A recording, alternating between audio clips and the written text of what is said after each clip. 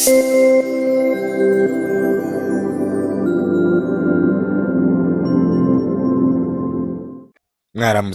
abandi mwiriwe bitewe n'aho muherereye. Uyu munsi rero hari itangazo rya Patrick Muyaya, uwo ni umuvugizi wa leta ya Congo. Reka turibasomere noneho tuhite tuja mu kiganiro cy'abantu bamwe na bamwe, ibyo bizera n'ibyo bari kuvuga biri gutangaza muzuko abanyabuvira bavuye Buvira ubu bari Kamanyura niho bahungiye, ariko rero haje amagambo atandukanye kuva bava Uvira. Reka tuze tuyasesengure mwumve n'ibyo abantu baba batangaza. Patrick Muyaya, RDC.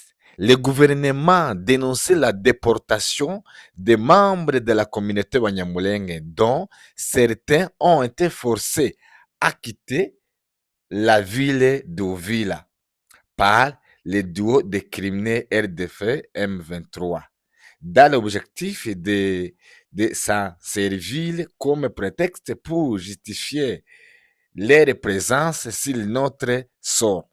Icyo ashaka kugaragaza ni iki?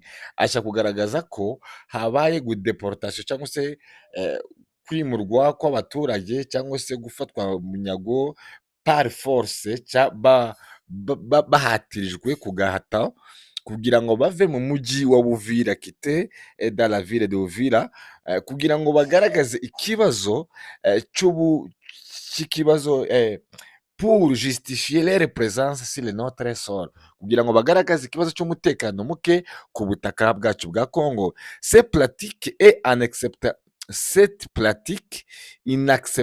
inacceptable porte gravement atteinte aux droits fondamentaux des personnes concernées. Le gouvernement salue le courage et les responsables de la communauté Banyamulenge qui refusent de servir et d'alibi à agression de contre notre pays. Ni ukuvuga ngo hano leta ya Congo ikaba yashimiye abaturage banze gukurikira le gouvernement salue le courage et les responsabilités de la communauté Banyamulenge qui refuse de servir et alibi d'agression de contre notre pays. Lire et le communiqué du gouvernement sur la situation à Uvira. Ngiki kibazo rero, igihe rero bamwe mu Banyamulenge bavuga ko batigeze bashyirwaho agahato, ahubwo bahunze kubera ubwoba bafite. Mwumvishe boss Muyoboke avuga ko twatinye ko dushobora kwicwa, dushobora kugirirwa nabi n'abawazarendo. Iryo jambo yararivuze, ariko hano urabona ko Patrick Muyaya we agaragaje ko abo bantu habaye deportation y'abaturage b'Abanyabuvira kugira ngo baje Kamanyura cyangwa se bimurwe bajanwe mu Rwanda nk'uko biri kuvugwa, nk'uko biri guhwisa. Ariko rero turavuga ngo reko si ubundi Abanyamulenge babandi bita ngo ni akagara cyangwa se abandi batumva ibi bintu ibo bifata bati. Ndaza no gushaka na bamwe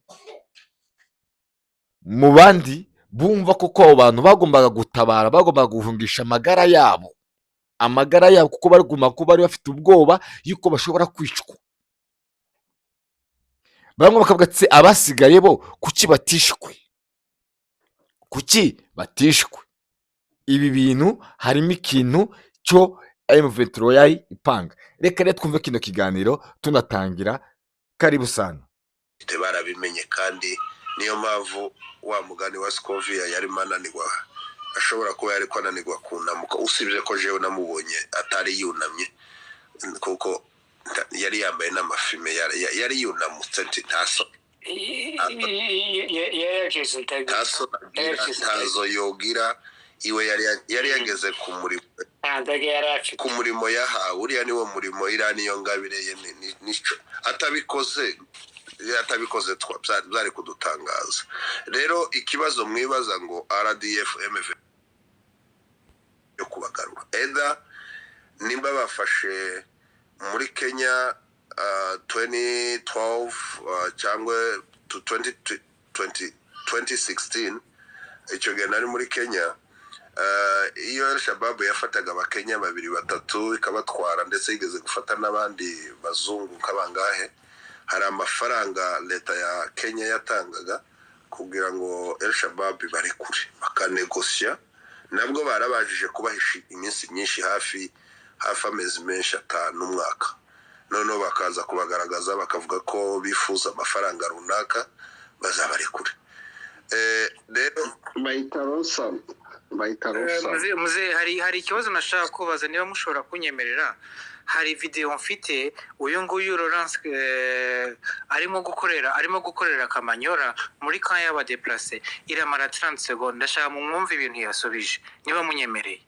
go ahead play. Nta kibazo birayi kinani. Are you okay? Reka mwumvishe, ariko arabivuga mu Cyongereza. Nta kibazo. Arimo arabwira Playing nta kibazo. Okay, ari Kamanyola, ari muri camp de place. Murakoze. Could you tell us how the situation is since your withdrawal from Uvira? The situation is dire. Really a dreadful situation that we have here in Kamanyola. These are compatriots, Banyamulenge, who have left Uvira since we withdrew from Uvira. They've been attacked. Many of them lost their homes, their business. They've been killed, some of them. So the family that are remaining have the chance to run away from this massacre. These are the people are here. Basically, the situation is apocalyptic down there in Uvira. Many have been killed, so we are here to see them, to find out what is needed, how can we help them, how can we solve the problem, to find exactly how many are they. And some of them are, as we speak, they are on the way coming this side of Kamanyola. But they find problems on the way because they are following them beyond by the FRDC, Wazalendo. And we heard now there's Burundi National Defense Forces that are in Uvira at the same time in the moment. So Kamanyola is under your administration currently, under your security? Yeah, we're doing our best, but here in Kamanyola is where the bombs were coming from Burundi, killing people here, and some of them were coming from Uvira to kill people here, and Sange and Ruhungi. So this is the area that we secure for our population to live in peace. That is why we say every single time that the DRC government is violating a ceasefire, it continues to bomb our population. So these are densely populated area, as you can see yourselves, but we try to make a perimeter for security. I'm going on back on mute. Murakoze. Nta kibazo. Reka ndangize murambabari. Nyumvira kano kabazo ngiye kubaza niwe kareba n'undi wari we wese. Ko umuntu gabo nk'uyu wambaye ipantaro n'indi kabutura irimo imbere n'ibyo ntabuze birimo, uhagarara ku maguru abiri agahindika inyuma nk'ikingiki, yamara akamuja inyuma tukamuhamunganya ubwenge. Murakoze komeza.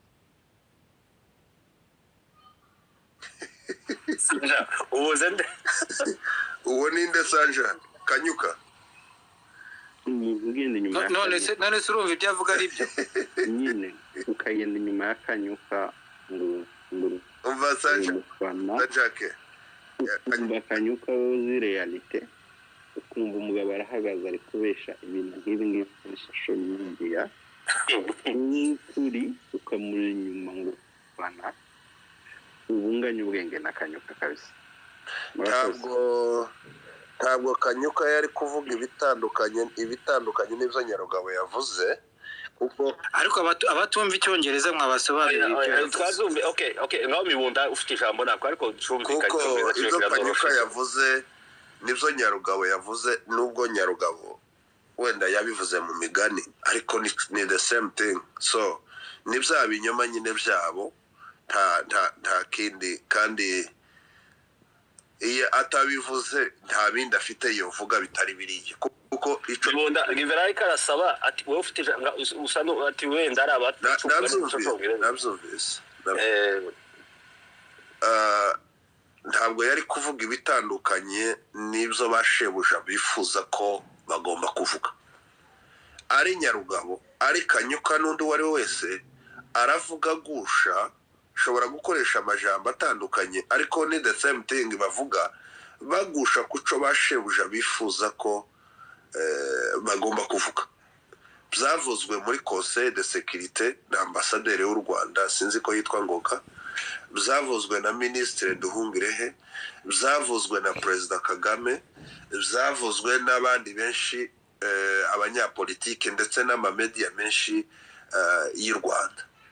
So rero Kanyuka kubivuga yifuza bifuza ko bakomeza kuvuga, bakomeza gucuranga inanga bababwiye ko bagomba gucuranga kuko bariya ntibavuga ibitandukanye. Rero Kanyuka kuza kuvuga ko nyuma yaho baviriye hari abanyamurenge bakicwa muri Uvira, ngire ngo dufite n'ayandi mamedia yabivuze atari Kanyuka, including na media zimwe zikoreshwa n'abana b'abanyamurenge bafite ama YouTube atandukanye, mwarababonye.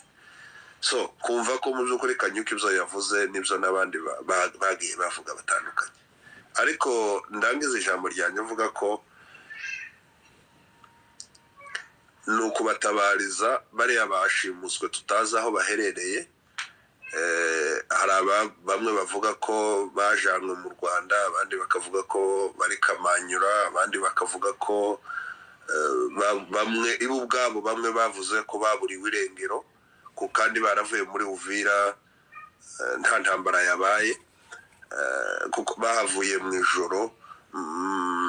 FRDC na Wazalendo bahagera mu gitondo, ni ukuvuga ngo intervale y'amasaha 6 ibo bonyine batanze witness abakurundi bari abagore ko batandukanye n'abagabo babo n'abana babo. Abo ni abaturage bashimuswe na leta y'u Rwanda, tutazi iyo baherereye, tutazi iyo babatwaye, tutazi n'icyo baba bakoresha.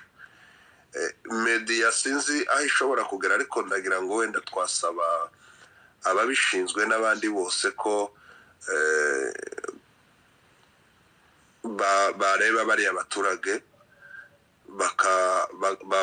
ababifitiye ubushobozi bakabitaho, bakareba uburyo bashobora kubagarura mu byabo, kuko RDF yo ntacyo ifite igomba gukora, nta n'icyo ishobora kubikoraho. Narimo mwanciye mu ijambo kare ndimo kuvuga ngo icyo basaba ni ibiguzi bazasaba. Niyo mpamvu wumva bavuga ko hari abasigaye bapfuye ndetse n'amazu yasenyutse, kandi bariya abaturage basenye ari amazu ari uko bari abaturage bahunze. Iyo bataja guhunga, iyo bataja kuzamura tansiyo yo kuvuga ngo baratwara abanyamurenge, barashimuta abanyamurenge muri Uvira, nta mazu yaba yarasenyutse kuko bari basanzwe baturanye, nta n'ikibazo na kimwe bafitanye n'abari abaturage. Nta muzalendo wasambuye inzu zagiye zisamburwa n'abandi baturage kubera ibikorwa bari kubabaza ko muradusiga mukajya, kubera izo mpamvu nyine, kandi izo nazo zavuye ku mpamvu za RDF itangira isahura muri Uvira. Ko no bivugaho byinshi, ariko reka mbe mugufi murambabarira.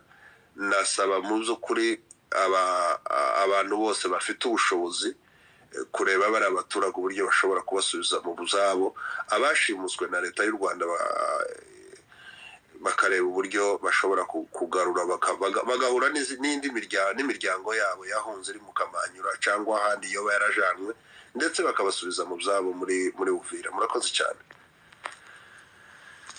Sanja ku mwanya n'uwanyu.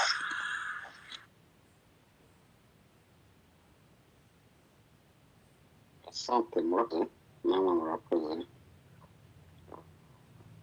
Nawe ibintu nyine tutari kumvikana uburyo wumvamo, ariko nta kibazo, yose ni ugutabaza, yose ni ugutabazi. Abaga Rwanda bakorera fundraising ngo abantu bitange izo faranga zakirwa, nizo ntangaga ngo bazirire zabahaga mu majosi, kubera gusa ngo ntabwo mwumvikanye ku mvo za politike. Aho ni abavandimwe mu bitabariza hano, abantu bakabatabara byihutirwa n'abantu bafashwe ahantu bataje, ariko kubera ibintu za politike ngo ntabwo twemerewe kubatabariza ngo tunakora na fundraising. Ejo nari kuzakora space fundraising yabo, bakabona n'iyo mifuko y'umuceri n'isukari abantu 900 twabonera n'ibintu bigize bya emergency byihutirwa, ariko nyine nuko bari mu maboko nyine y'ibihebe. Sorry, sinza mwita ibihebe, ariko I'm sorry for today. ndarikoresheje iryo jambo anyway reka twumve Claude umuntu wazamutse mbere ni Black I think so ni bazamuye bombi ariko it's okay komeza natwe yes murakoze cyane tuzi byinshi mwabivuza ari wenda ntutabona byinshi byo kongeraho hari ngize ngo mpere kuri iri jambo mwarimo muganiraho ry'ikinyoma jewe sinza ngira ikibazo cy'intoze cyaba ngaba babesha abangaba abanyarwabo burya kiza kintera ikibazo niyo numvise hano kuri space bene wacu izi space zindi ukuntu baba badefanda iki kinyoma nicyo kiza kintera ubwoba kandi wareba umuntu wavuga wawe defanda icyo kinyoma ukabona ari nkawe muntu byibuze ubona wenda wasaga n'ugaragara ushobora wenda kugira ijambo ryo kugarura abandi ibyo bintu bizaba bintera ubwoba kabisa umuntu afata isaha yose ashaka kudefanda ikinyoma cyavuzwe kandi abantu bose bazi ko ari ikinyoma kabona tuba tuvugaga FPR abantu bose bakazamuka kandi n'abanyamurenge basigaye bazamuka abantu ngo bavuze FPR tuba tuvuga FPR kubera ko ihaye ikora kuri Kongo igihe cyose igikora kuri Kongo ku buzima bwa na kimwe abantu bovuga ngo yabagejejeho ejo bundi nayo ndumva uretse no kuva wenda ngo kuri communauté y'abanyamurenge genda uje muri territoire yahagarariye nk'umudepite cyangwa uje muntuze mu bice yahagarariyemo nka senate muri Kinshasa nta n'akabine yahubatse none se uretse amarangamutima tubwira yo kwirirwa dufana hari umunsi umwe sindabyibagirwa ashize nk'imyaka ingahe gutya sinzi ukuntu twari twicaye n'umuntu nyine dukomeza kudepita kuri nko kuri aya masije gutya none numva umuntu umwe arambwiye ngo nako yaratubwiye twari benshi ngo ndiyo kritika Nyarugabo ngo yamutahiye ubukwe tekereze nk'icyo kintu abantu benshi rero ni muri ubwo buryo bashigikiramo abantu turaziranye dufitanye agasano tugize iki ariko nta kindi kintu uwo mubwira cyo kuvuga ngo ni public interest aharanira wenda ngo ndamushigiye kubera ko hari ikintu yagejejeho igihugu urebe nk'uko kuza mukamanyura ejo bundi mukamanyura Nyarugabo yabaye depite wa Uvira nibo bateje ziriya mpunzi za Uvira zose guhungira i Burundi wigeze wumva hari ijambo zivugaho ariko bafasha abantu barabagumuye bagenda batega imitego yabo ingiyo yo kwicisha abantu bamwe basigare bicwe abandi babasize mwagiye abandi bakurikiye abareberi mwe mwasiye mukora iki babice abone icyo avuga abonye ntibikunze araje mukamanyura kunguku ntubona ko ari ugushaka gusa uburyo bwo kudiviza target gusa n'umunyamurenge akomeze amurishe amujane ku isoko amucuruze naje nkabona abene wacu kamuri inyuma ko baradefanda bikantangaza ukweri hari umuntu w'umunyamurenge utaba wumva ikibazo cy'abantu bacu bagize icyo kintu ni ukuri nje kiza kindangaza iyo numvise kuri space umuntu aradefanda kariya mafuti ya Nyarugabo ntareba na status yiwe muri communauté ibyo bintu biza bintangaza ni ibintu nza nibazaho kabisa hari amakuru njewe numvise gusa sinzi ko ari ntago nokwemeza ko ari verifiable aba bantu bashaka kubajana mu Rwanda barabangira bamaze kubangira ba Nyarugabo baje ari nk'abantu bo gushaka mbese ko kubumvisha baganiye nabo ntibabyemera, babamo ibice bibiri, bamwe bagashaka kwambuka abandi barabahakanira kugeza ubu ngubu. I Bukavu mu gihe kitari gitoya nabo murumva bavuye. Aba bene wacu biratangaje ukuntu abazarendo baba bahinduka, babitakwira baba bahinduka, ibo ntibashaka guhinduka, kandi ariko dufite ibibazo. Tugize kuba turi bakeya. Reba abantu bacu ko barapfa 20, utekereza abanyamurenge 20 ko barapfa ku munsi. Ariko abantu bafata umwanya ubyibuze wo gutekereza ngo se izi mfuko zabaye nyinshi. Kuriya n'umuntu niyo afite projet wenda ariho ahakora, hari igihe azagera akicara agakora evaluation akavuga ndetse ahangeze ko ndunguka cyako ndahomba, ku buryo bishobora gutuma wenda ashobora gushaka indi alternative ashobora gukoresha kugira ngo yikure mu kibazo arimo. Ariko twebwe nitwe duteje igihugu ikibazo kugeza ubu ngubu. Urebe muri Uvira barimo kubara abantu bazwi, M23 yasize yishe batari munsi y'1500. Abo bose bafite imiryango hariya, bafite ababo. Uyu munsi ntibabahora. Ariko urebe ibintu tukira twigira ngaha, twatwirirwa dutefana nonsense, ibintu abantu bakora ku nda zabo gusa.